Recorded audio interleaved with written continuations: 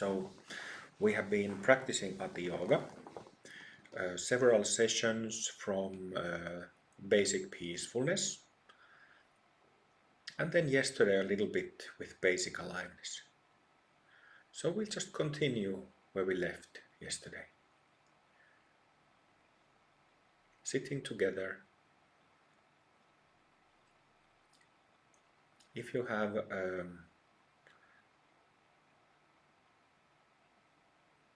hard time recognizing the basic state, having that clarity that the basic state has, you can feel me sitting with you for a moment until you get it, until you find the clarity of the basic state on your own.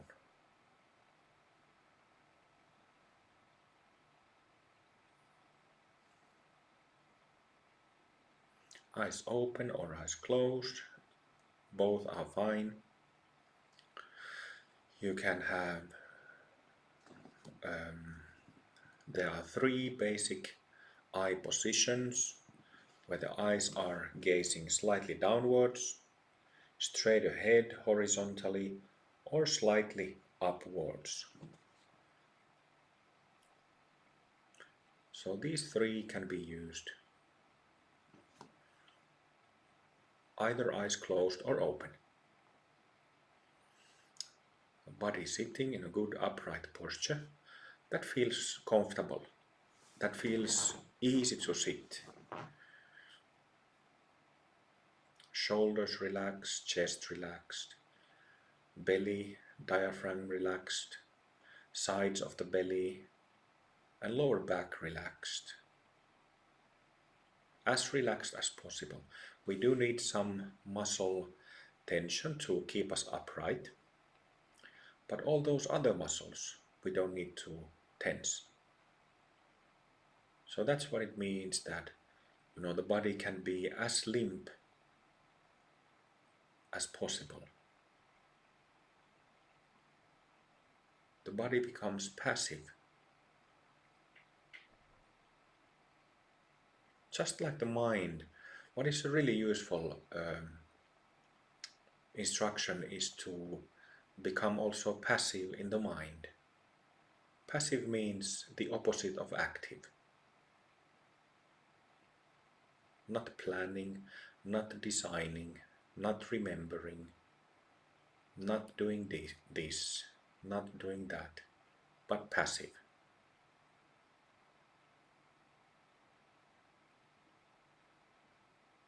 Doing stops. And when it stops, it's possible then to recognize this basic state that knows itself. There is no me or self doing or responsible for the basic knowing, basic cognizance. There's no entity, me-ness involved with it. For example, when we hear the singing of a bird outside, our ear catches it. And as long as we don't associate any thought of self, any me-ness with it, it's a completely direct and pure listening experience of the bird singing. In that case, we would say that there is knowing of the hearing of a bird singing. Knowing at the basis, hearing the bird singing. Same way as if you go to a masseur or your companion gives you a massage and you just feel it, knowing the pleasant sensation of getting a massage. Doesn't need a sense of self, me, I, in that notion.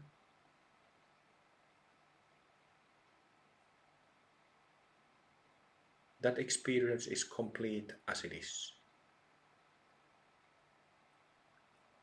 But then, when the sense of self appears, arises, shows up, in whatever situation, then vipassana. Becoming aware of this mind object, the self, and comparing that mind object of the self, of I-ness, with this basic state, where there is no self. Comparing the two, just like in two-part formula.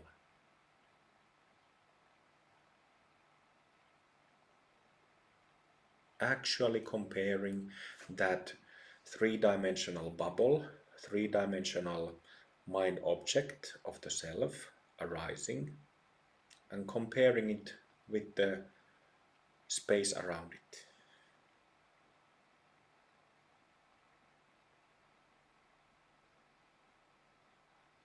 Looking into the heart, into the center of that mind object, and comparing it with the space around it.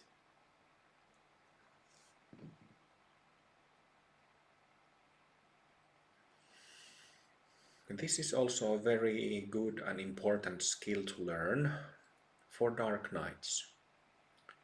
So remember what I say next. You can forget everything else, but remember the next thing what I say. So, and also remember this because you will hear people telling you that they have dark night and they don't know what to do about it. So here's what to do about it.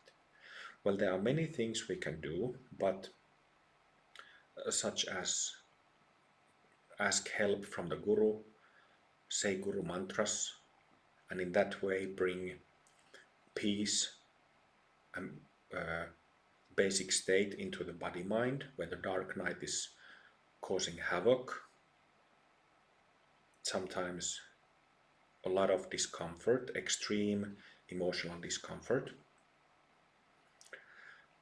But dark night means that there is a persistent negative self-based emotional state. Persistent. So it doesn't disappear in a moment of meditation or a meditation session. It persists. Days, weeks, sometimes months.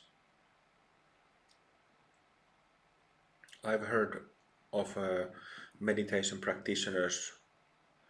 I remember this one Danish man saying that he had a dark night that lasted for 15 years and he didn't have nobody to tell him how to deal with it. So that's very, very unfortunate. So, dark night is an emotional state, negative one, that persists and that is very strong. It makes us like it makes us blind, actually, while it hurts at the same time. We lose direction, we lose sense of who we are. Okay? So that means that, like I was in one of the sessions talking that mind objects, these thoughts and emotional states, they appear in this non-physical three-dimensional mind space as these three-dimensional objects. And these objects can be very small, small thoughts, small emotions, small emotional states, or big ones. Here we are talking about, with dark nights, we are talking about big ones, and really dark ones. They are so big that they fill the whole aura.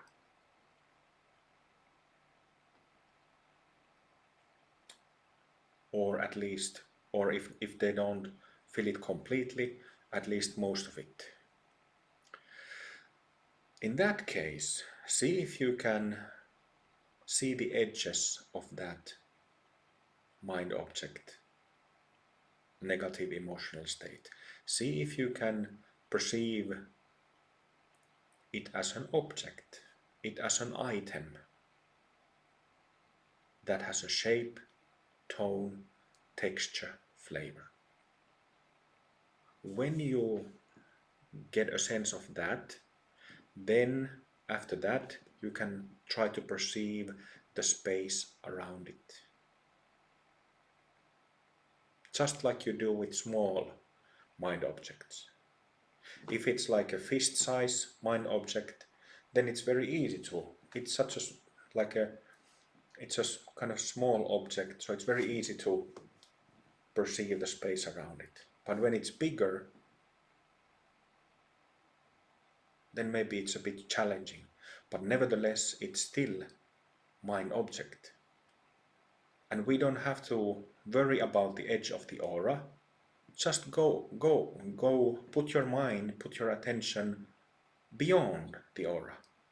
There's endless space there that doesn't have a dark night. And then start comparing.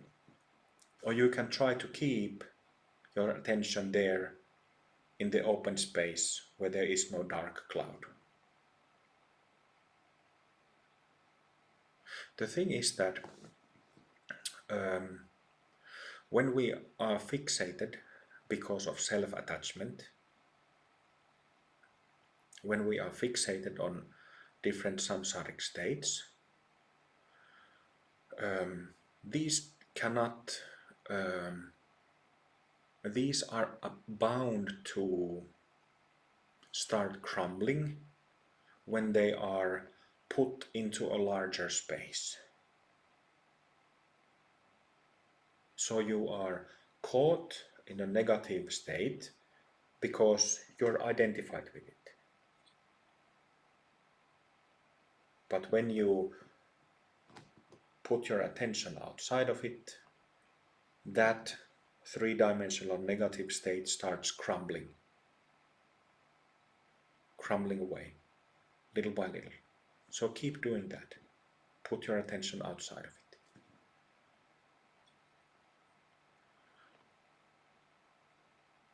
It's a very simple technique, very simple tool. And I think that it's quite easy to understand.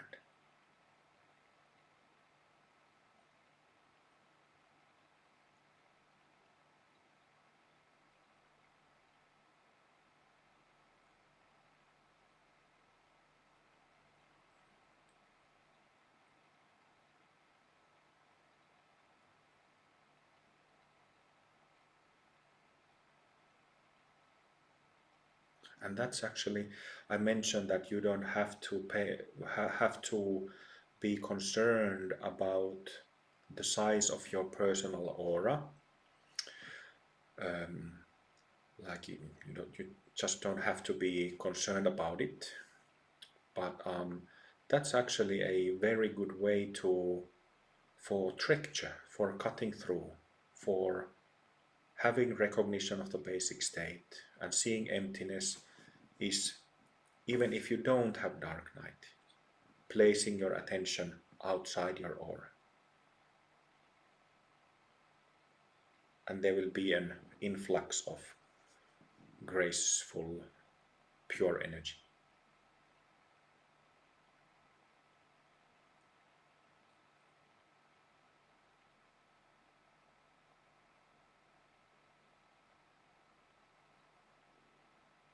My teacher Sivakami used to teach like that.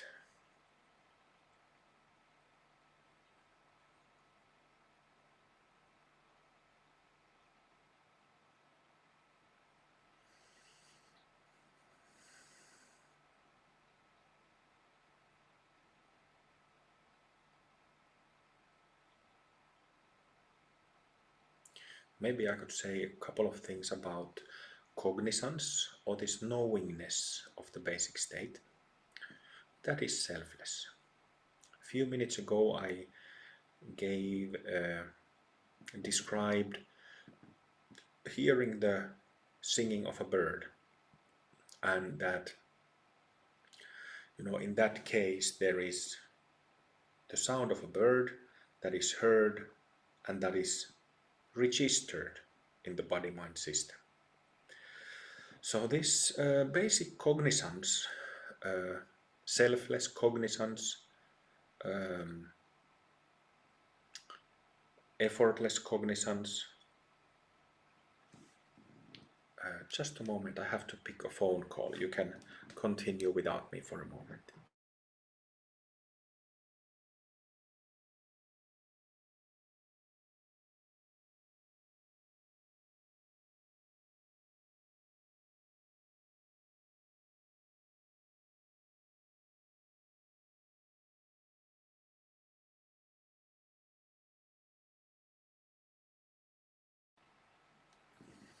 And it wasn't even the phone call I was expecting.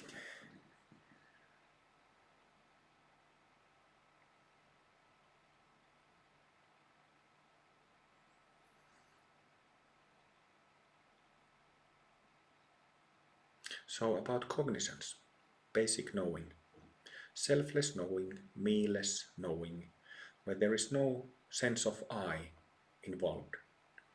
So this is something really, really simple. It's so obvious that, when you get it, uh, it's the most obvious thing ever. We couldn't experience anything, or we couldn't enjoy anything in life without this basic knowing. But because we are not aware of it, or aware of this knowing aspect in our mind, awareness aspect in our mind, that's why we get confused about things that we experience and think.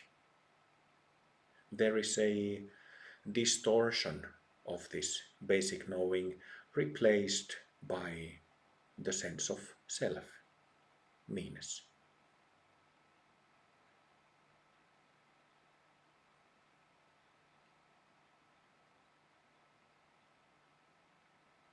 But it is very simple when you understand what is meant by it.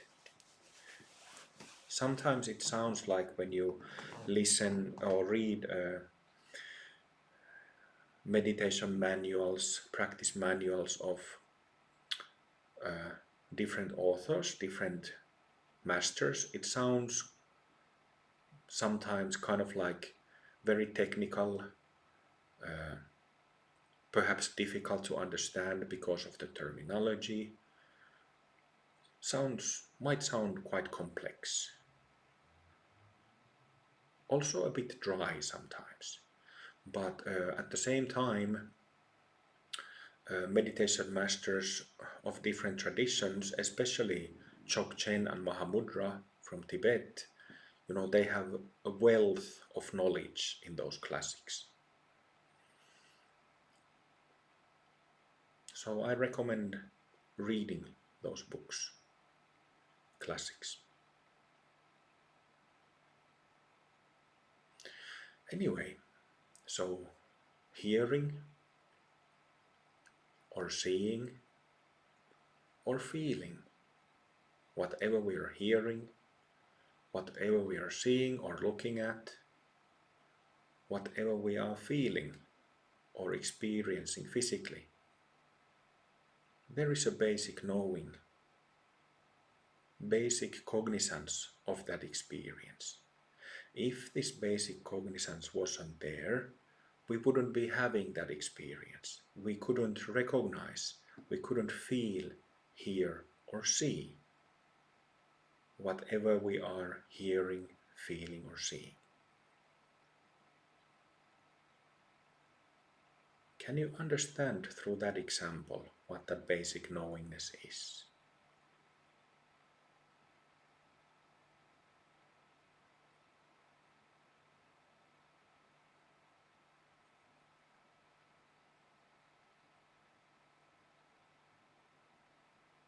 Take a moment to let that sink in.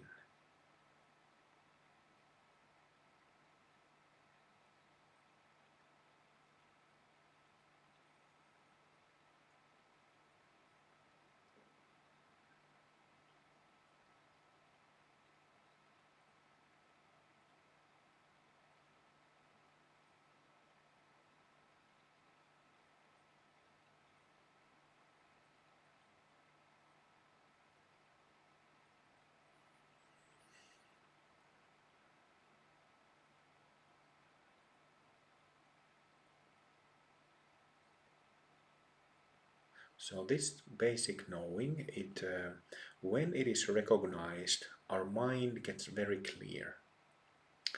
All drowsiness or fogginess, depressive grayness disperses or significantly lessens. There is just this clear, fresh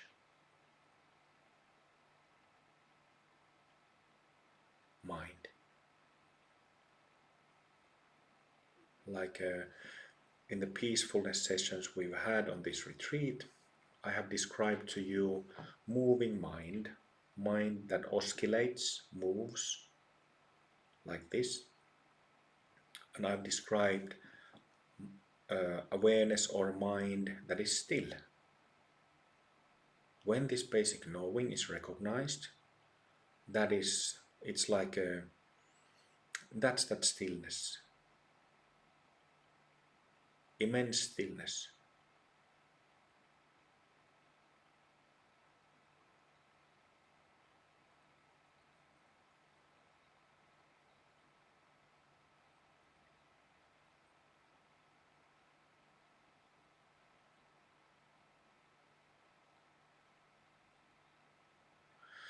And when I use the example of hearing sounds, knowing, seeing images, knowing, feeling sensations, knowing, this knowing can be meditated or recognized without that sense perception, without sound, without seeing, without feeling, just the knowing.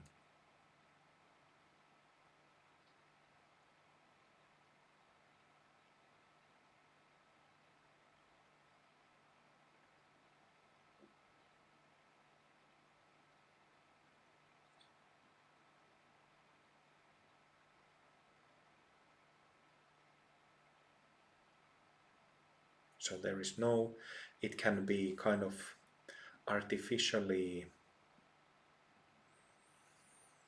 how should I say, artificially defined, that you're not giving attention to any sense perceptions. Not through ears, eyes, body, nose, mouth, not through any of those channels. Only just basic cognizance. Not sensing anything, not paying attention to any senses. Only the knowing aspect of the mind that knows itself, keeps knowing itself, keeps knowing itself, keeps knowing itself, sustains itself, keeps knowing itself, effortlessly keeps knowing itself.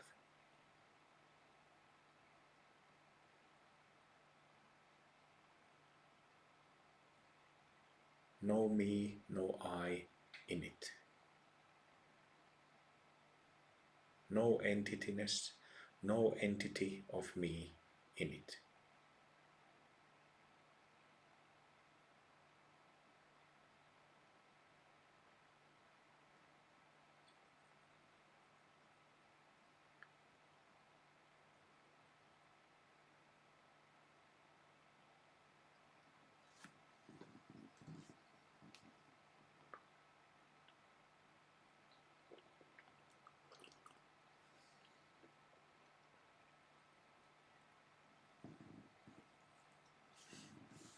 This is the so-called Rigpa.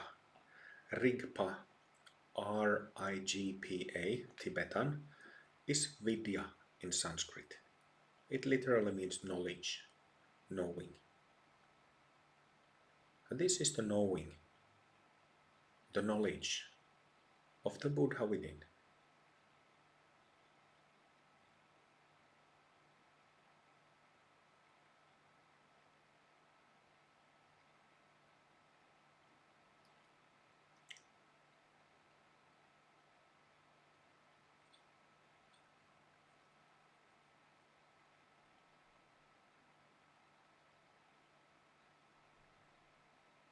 in this knowing, you can completely let your body relax.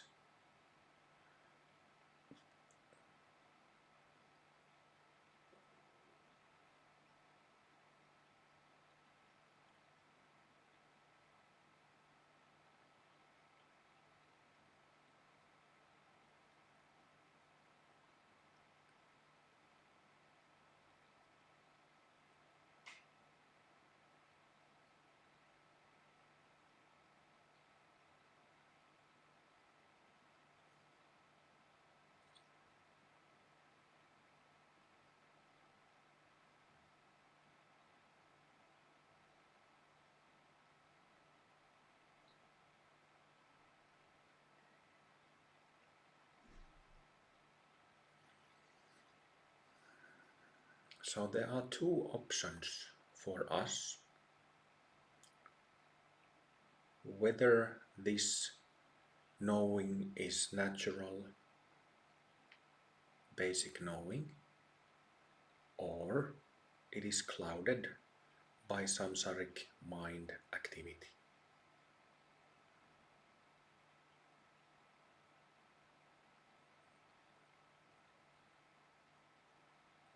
Clouded by samsaric mind activity. So this basic knowing cannot be taken away, but it can be clouded. And when it's clouded, then our sense of purpose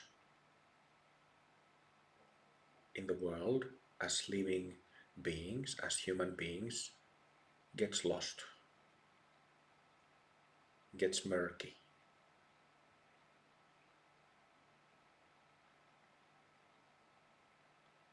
What ignorance means, absence of wisdom in Dharma, as defined in Dharma. What ignorance means is that we don't know ourselves. What that means is that we identify with self-based thoughts, self-based emotions. Me, I, me this, me that, I don't, I do. No, no way, I don't want that. I am completely against that. I, me.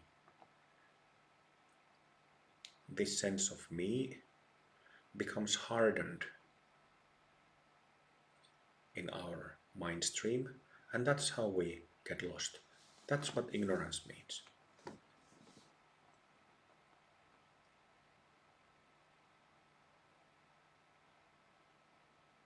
That's what makes our lives painful, and it makes everybody else's life painful.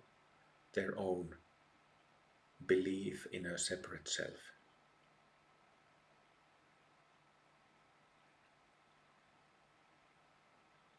It is really that simple. We start believing in a character.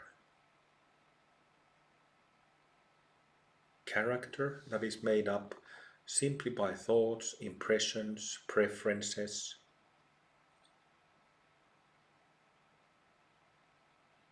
like a vast collection of those. A vast collection of self-based habits, self-based thinking, self-based preferences.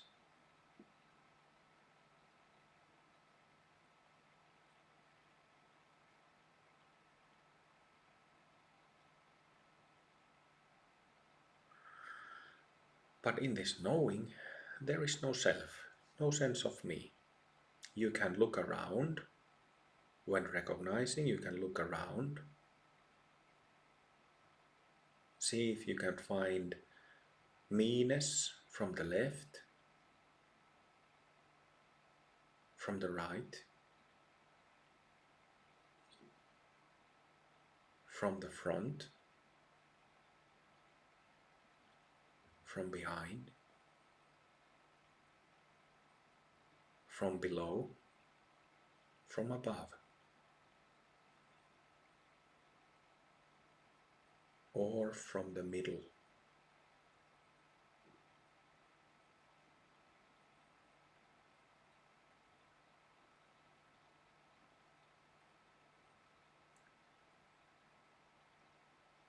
And this small self, small I that we refer to when we are irritated, perhaps because our friend or companion,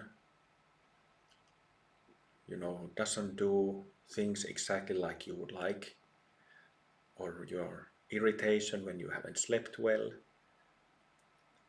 anger, anxiety.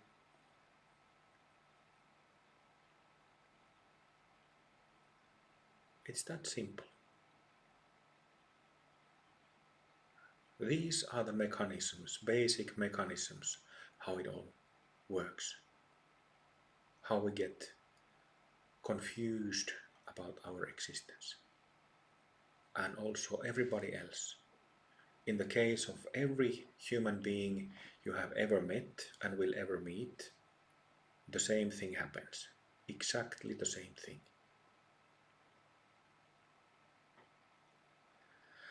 So, what is this true being that is revealed when we recognize it through the knowing aspect, through peacefulness aspect, through aliveness aspect?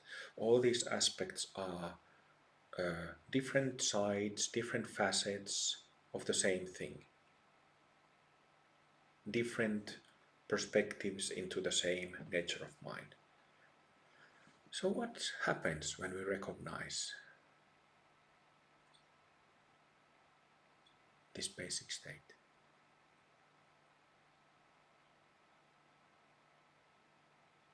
Everything changes. The whole perspective changes.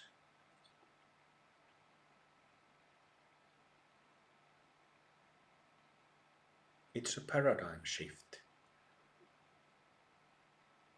We know ourselves as uh,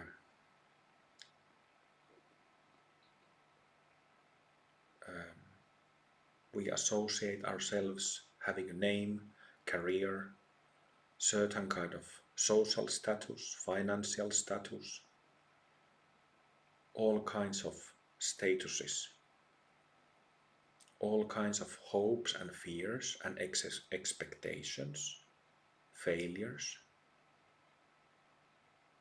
What if that whole self structure we separate from it and then recognize this basic state where there is no such structure? It is simply full, complete, perfect. There is no pain, no confusion, absolutely no confusion. There is clarity of mind.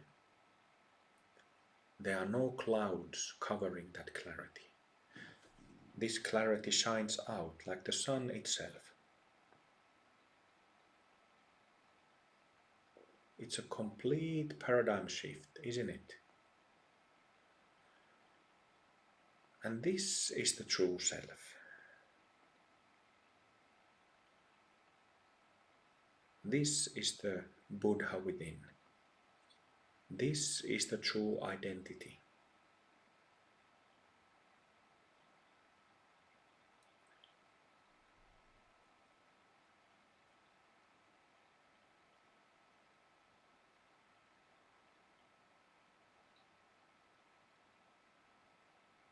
This is the true me in the case of everybody.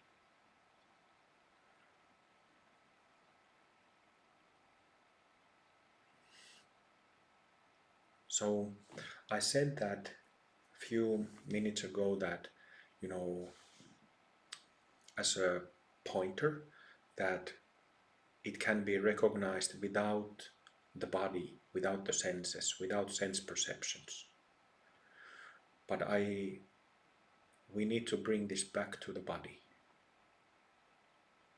We need to understand that all these sense doors, eyes, ears, skin, the whole body, are not separate from that knowing, are not separate from the basic state.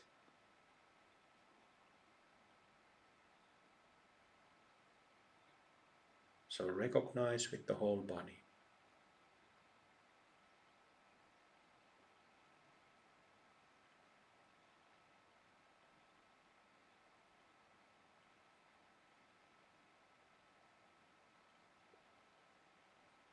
Basic knowing in hearing, basic knowing in seeing, basic knowing in smelling, tasting, touching, moving, resting,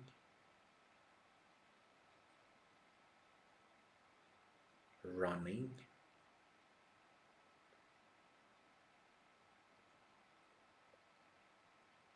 in work activities, during leisure time, watching television,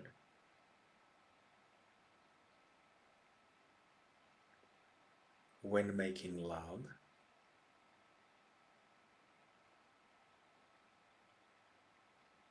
when enjoying a good meal, when going to the toilet,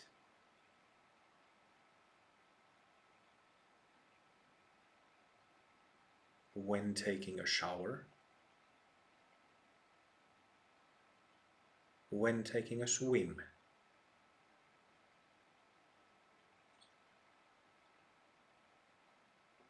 when sitting and having a cup of tea or coffee.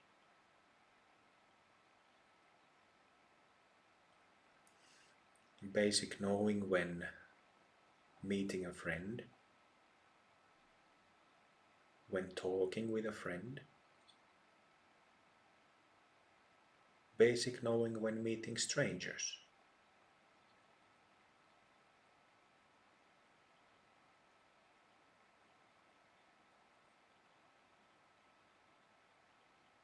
Basic knowing when making plans.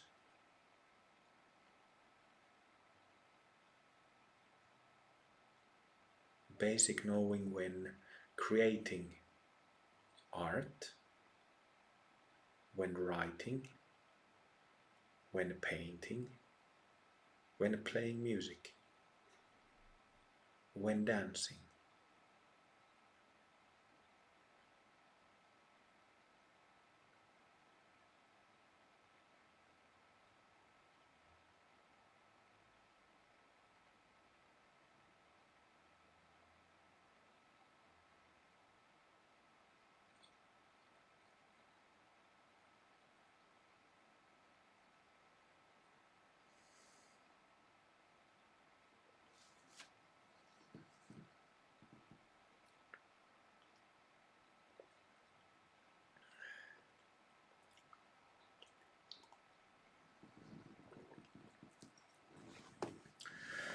And let's also wrap the three basic characteristics together: knowing, aliveness, softness of energy, and that peacefulness. Recognize basic knowing and peacefulness at the same time. You don't have to try to find two things and kind of put them together. Recognizing that basic knowingness, see if there is peacefulness in it already.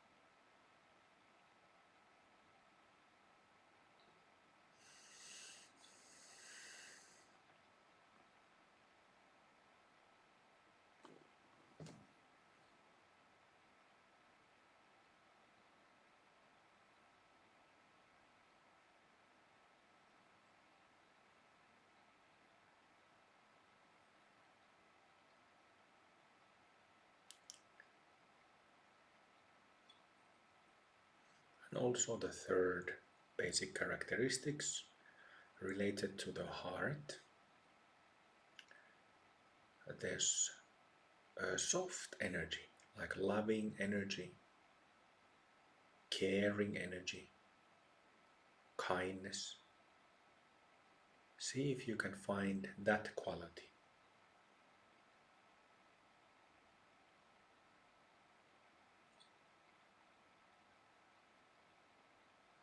Heart-centered quality.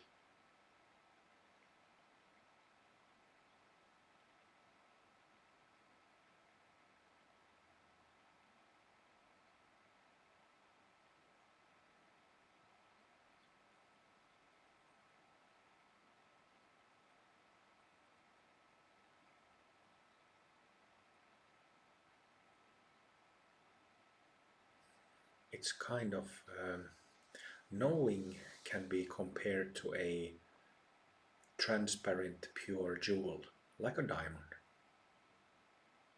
without colors, just the plain diamond.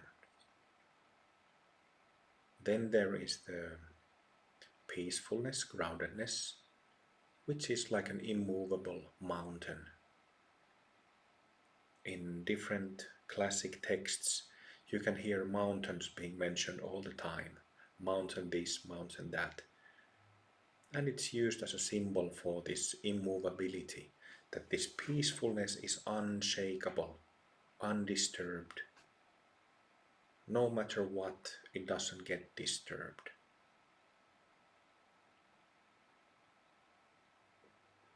And then there is this heart aspect, which is like glue. You know, love is magnetic, kindness is magnetic, compassion is magnetic. It has a magnetic quality, like glue like quality. Warmth, softness that glues everything else together and keeps it together.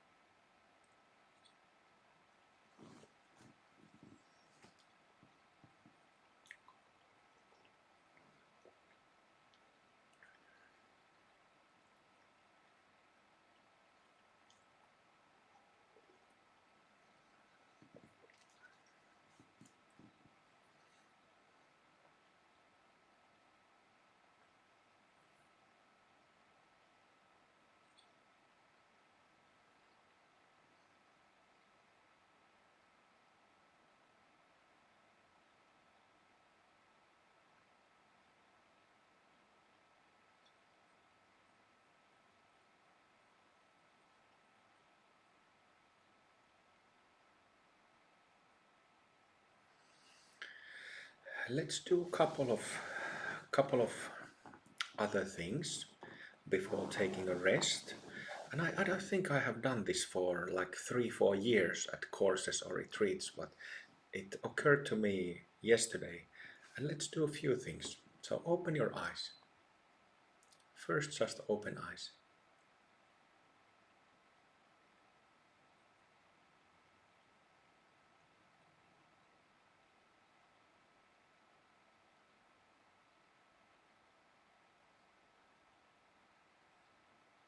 While staying with the basic recognition, look at different things, objects in the room, one by one.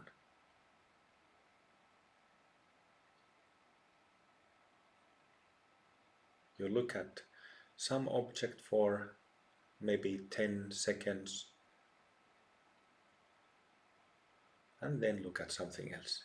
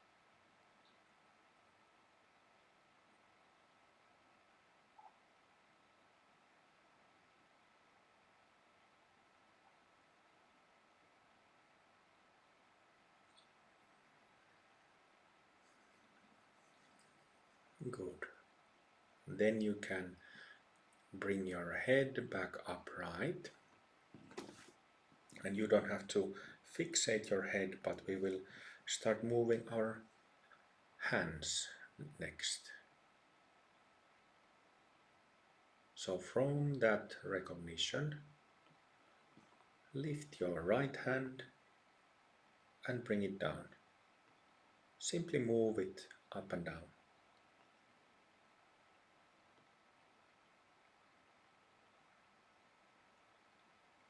How does the movement feel like?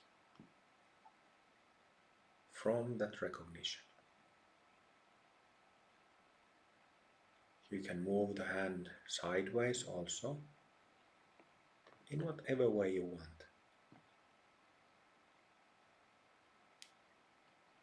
Slower, a bit faster. You're just moving your arm.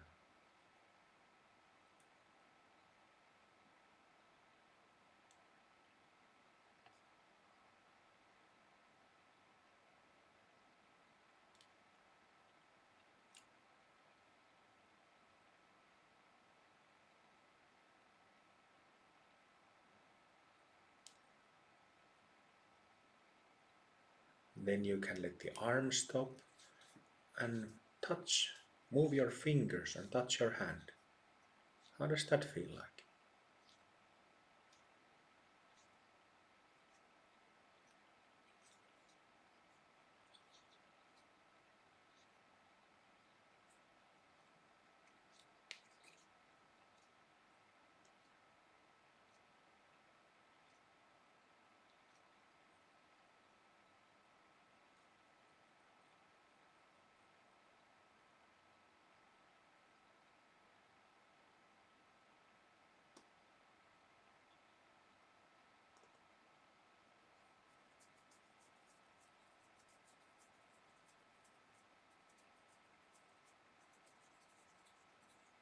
Then the next second arm, left one.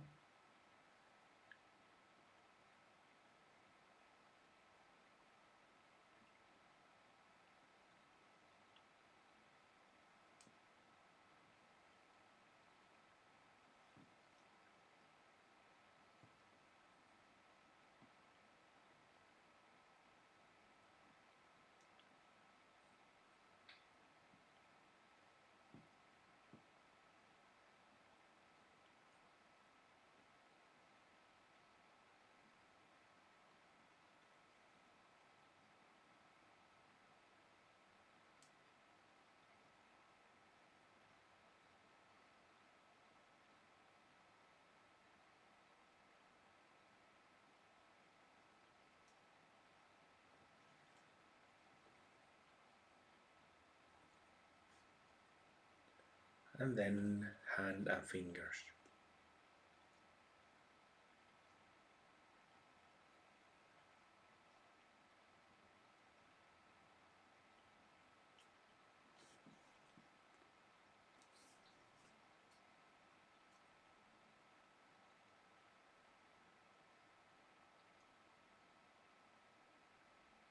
If you make faster movements, does it make the natural state go away or make it clouded?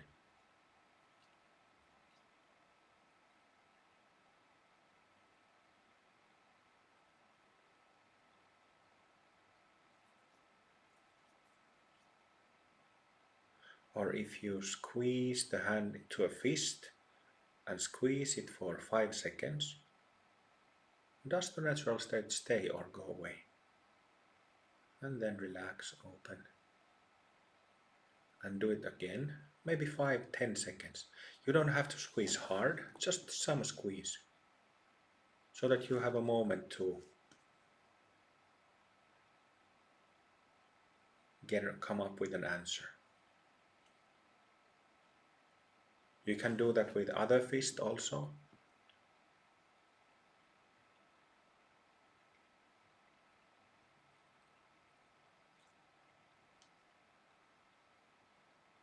Couple of times.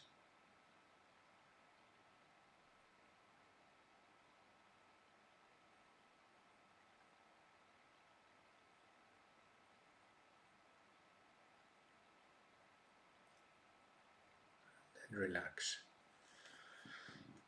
And then let's continue for a moment, sitting still, eyes open or eyes closed, however you prefer.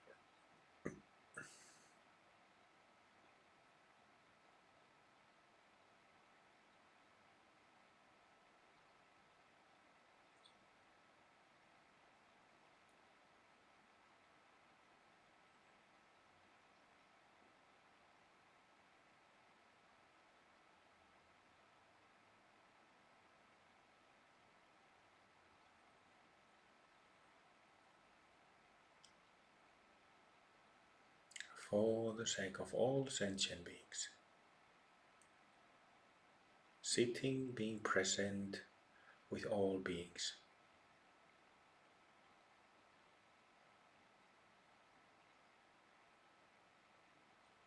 because all beings have Buddha nature.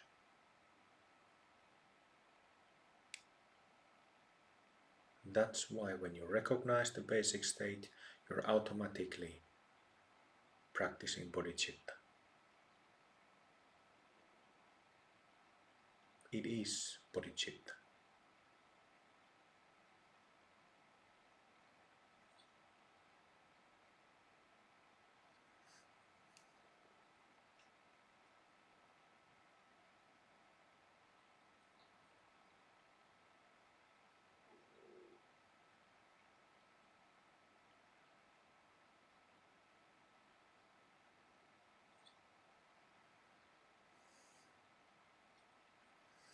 All right, lie down for 15. I'll let you know when to get up.